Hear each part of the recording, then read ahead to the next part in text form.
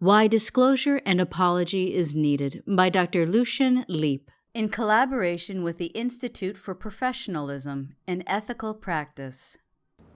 Well, disclosure and apology is important because, first of all, the patient has a right to know.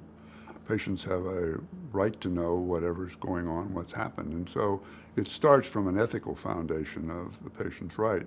From a relational point of view, it's important because honesty and openness is the foundation of trust, and trust is the foundation of the doctor-patient relationship. So unless you're open and honest with patients, you begin to erode that trust. And so it's absolutely critical, especially when things go wrong, to be upfront and honest.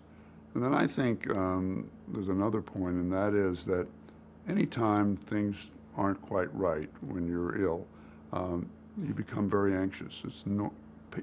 Patients are always anxious because they worry about whether things are going to be all right, how it's going to come out, whether things will get worse and so forth. So when something goes wrong, then the anxiety level goes up. And the best way to help with that anxiety is to be honest and open and tell people what's going on. So I think for all these reasons, it's very important for us to be open and honest when things go wrong.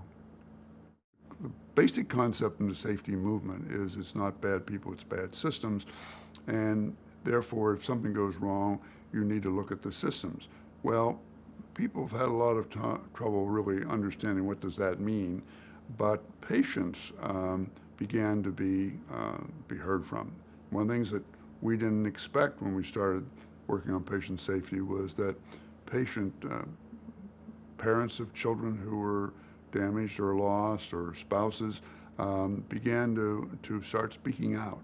And what they talked about wasn't the fact that we made mistakes. What they talked about was that we weren't honest with them and we didn't explain. And the common refrain was, nobody would tell me what happened.